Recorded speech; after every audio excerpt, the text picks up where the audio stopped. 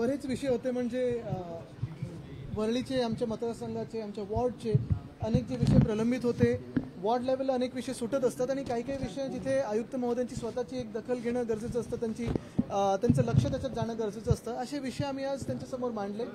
चांगले विषय त्यांच्यासमोर मांडले गेले आणि मला वाटतं त्यांनी योग्य ती कारवाई पुढे जे आदेश दिलेले आहेत त्याचं पालन होईल ही आम्हाला खात्री आहे. यापूर्वी तुम्ही अनेक पत्रके केलेली आहेत. कालच मी कोस्टल रोडच्या होर्डिंगबद्दल लिहिलेलं आहे आणि हेच सांगितलेलं आहे की कोस्टल रोडवर जेव्हा आम्ही कोस्टल रोडचं आम्ही स्वप्न बघितलं आणि पूर्ण काम करायचं सुरू केलं तेव्हा कुठेही होर्डिंग एक सुद्धा येणार नव्हतं.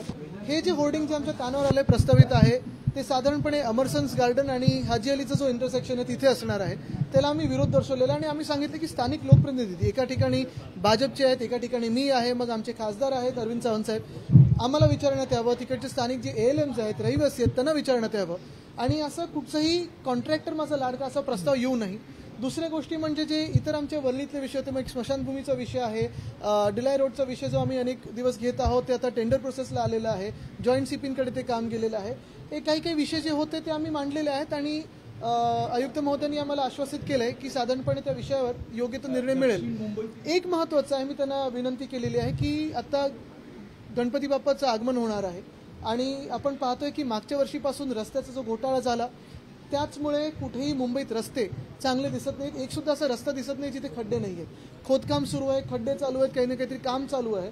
तर मेट्रोला आदेश देऊन मेट्रोचे जे बॅरिकेड्स आहेत ते नीट करावेत. जिथे खड्डे आहेत ते लगेच बुजवून गणपती बाप्पाचा जो मार्ग असेल आगमनाचा आणि विसर्जनाचा तो नीट करावा. विसर्जनासाठी जे आर्टिफिशियल पॉन्ड गरजेचे आहेत ते नीट, आर्टिफिशियल तलाव जे कृत्रिम तलाव असतात ते प्रत्येक वॉर्डात कमीत कमी 2 असावेत. या काही गोष्टींवर देखील आम्ही चर्चा केली आणि सगळ्यात महत्त्वाचं म्हणजे BST इथे सुनील शिंदेजी आहेत, आशिष चेंबूरकरजी आहेत, दोघंही चेअरमन राहिलेत BSTचे. आज जी गरज आहे BSTला ती आर्थिक मदतीची गरज आहे, आर्थिक बॅकिंगची गरज आहे आणि ती मुंबई महानगरपालिकाच करू शकतं. BSTचा ताफा हा कमी होत चाललेला आहे. सायनचा पूल तोडल्यानंतर मी दोन्ही बाजूला BSTच्या फेरी मागितल्या होत्या पण गाड्याच नाहीत BSTच्या. तर ह्या काही ज्या मुंबईच्या गोष्टी आहेत, वस्तुस्थिती आहे त्याच्यावर उत्तर गरजेचं आहे. दक्षिण मुंबई रस्ते काँक्रिटीकरणावर 9% अधिक पैसे तो कंत्राट देण्यात आलेला, 150 कोटी रुपये बोनस कंत्राटदाराला दिले जाते. ते जे आहेत ते कंत्राटदार ब्लॅकलिस्टेड आहेत की नाही ह्याचं स्पष्टीकरण मुंबई महानगरपालिकेने द्यावं. दुसरं म्हणजे हे 9% कॉन्ट्रॅक्ट जास्ती का दिलेलं आहे हे सांगावं. तिसरी गोष्ट म्हणजे ते कॉन्ट्रॅक्ट रद्द व्हावं आणि पूर्ण कॉन्ट्रॅक्ट रद्द व्हावं. सिलेक्टिव्ह कॉन्ट्रॅक्ट नाही तर हे पूर्ण जे टेंडर आहे ते रद्द व्हावं. मुख्य गोष्ट हीच आहे की 2 महिन्यात आमचं सरकार आल्यानंतर ह्याच्यात सखोल चौकशी केली जाईल. कोणी कॉन्ट्रॅक्ट दिलेले आहेत त्याच्यावर आम्ही कारवाई करू. पण भाजप जे करत आहे, आम्ही बोलल्यानंतर भाजप काहीतरी पत्र लिहितं, हे नाटक बंद करा भाजपला मी सांगतो. आणि ह्या मिंदे सरकारमधून पाठिंबा हिंमत असेल आणि खरं तुम्ही बोलत असाल तर काढून घ्या.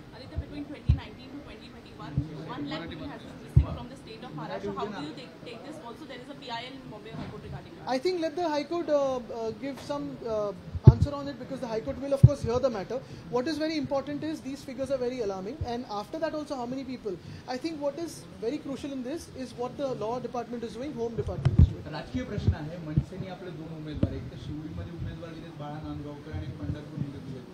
आगामी काळात वरळीत किंवा मग इतर मुंबईच्या ठिकाणी 230 असं ते म्हणतात. नाही काय ना की 5 वर्षानंतर पक्ष उठलेला आहे परत झोपून आणि निवडणुकीच्या काळात जागे होतात, दौरे चालतात, महाराष्ट्र पिंजून काढणार किंवा असं तसं.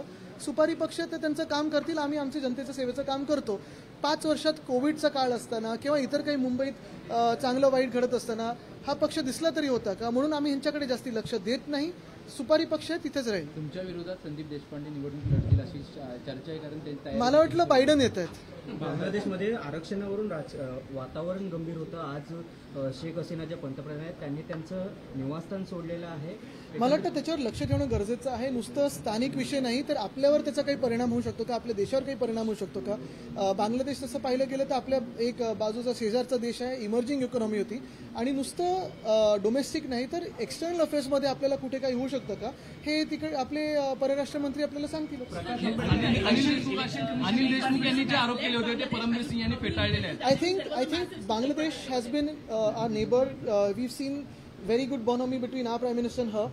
What is very important is not just to look at it as a domestic issue, but what impact and implication it will have on us because it has been an emerging economy. It was stable till now. what will this instability bring to us is also something we need to realize and understand, and I believe the External Affairs Minister will be duty bound to answer the Parliament and the country. Anil Deshmukh यांनी जे आरोप केले होते त्या आरोपाचा परमवीर सिंग यांनी फेटाळलेले आहेत. कोणत्याही प्रकारच्या मला वाटतं ते सगळं आता आपण जनतेत आरोप प्रत्यारोप होत आहेत, मी त्याच्यात जाणार नाही, कारण ज्या पातळीचं राजकारण आता व्हायला लागलेलं आहे भाजपकडून हे एकदम नीच आणि घाणेरडं राजकारण होत आहे. महाराष्ट्र ह्याला करारा जवाब देईल. इलेक्शन कमिशन ने कहा है कि उन्हें चुनाव के दौरान बदनाम करने की एक मिनिट. खरी शिवसेना ही शिंदेची आहे आणि उद्धव ठाकरे गटाला जे मिळालेले यश आहे स्ट्राईक रेट जो आहे तो मुस्लिम मतामुळे जास्त आहे असं प्रकाश आंबेडकर म्हणतात. आता मी त्यांच्यावर काही बोलणार नाही. मला वाटतं जनतेने जे उत्तर द्यायचं होतं ते दिलेलं आहे. आपण लोकसभेत आम्ही डॉक्टर बाबासाहेब आंबेडकरांचे संविधान लिहिलेलं आहे त्यासाठी लढत आहोत. आणि जर तुम्ही मला विचारलं ही लढाई अजून सुरू आहे का, तर ही लढाई सुरुवात तशी पाहायला गेली तर महाराष्ट्रातूनच झाली.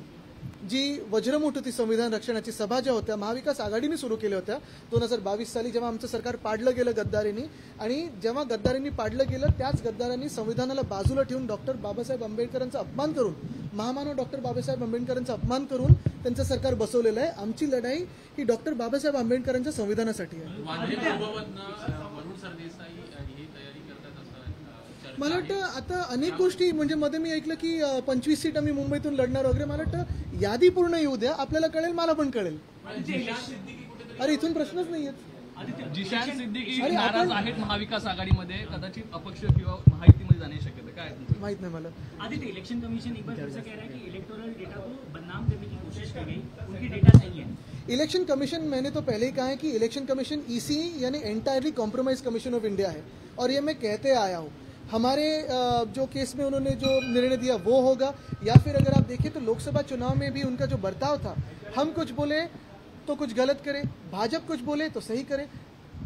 मैंने ही नहीं, बहुत सारे नेताओं ने ये शंका जताई है कि शायद इलेक्शन कमीशन का सही ऑफिस, असली ऑफिस भाजपा कार्यालय से हो, तो लग भी सकते हैं वैसे. अमित शाह कह रहे हैं कि 2029 में फिर से उनकी सरकार आएगी, विधानसभा चुनाव नजदीक है. आपका क्या कहना होगा? मुझे लगता है उद्धव साहब ने जवाब दिया हुआ है. पोलीस भरती सध्या सुरू आहे, मात्र मुंबईमध्ये अनेक बाहेरनं ग्रामीण भागातनं लोक येतात, त्यांची कुठेतरी गैरसोय होते. गैरसोय म्हणजे मध्यंतरी पण आपण पाहिलं असेल, अधिवेशनाच्या काळात देखील आम्ही हा विषय घेतला होता. ईस्टर्न हायवे असेल किंवा मग आपण पाहता जोगेश्वरी पुलाच्या खालती पण झोपायला लावलेलं. त्याचा दुसरा विषय असा झाला जी आम्ही मागणी केली आहे की मागच्या वर्षी म्हणजे 2022ला जो GR निघाला त्यानंतर आता ही भरती सुरू झाली आहे. मधले जे वर्ष निघून गेले ज्या मुलांचं, त्यांना काय तुम्ही नुकसान भरपाई देणार आहेत, त्यांना काय त्यांची भरती करून घेणार आहेत की नाही, हा देखील एक विषय. आणि तेव्हा गृहमंत्री महोदयांनी उत्तर देखील दिलेलं, त्यांना आश्वासित केलेलं, पण पुढे काय झालं, नुसतं आश्वासनावर आपलं राज्य चाललंय. ठीक आहे. देश विदेशातील प्रत्येक घडामोडींचे लाईव्ह अपडेट मिळवण्यासाठी आता साम टीव्हीच्या सर्व सोशल मीडिया प्लॅटफॉर्मला लाईक, फॉलो आणि सबस्क्राईब करा. तसंच सर्व नोटिफिकेशनसाठी बेल आयकॉन प्रेस करायला विसरू नका.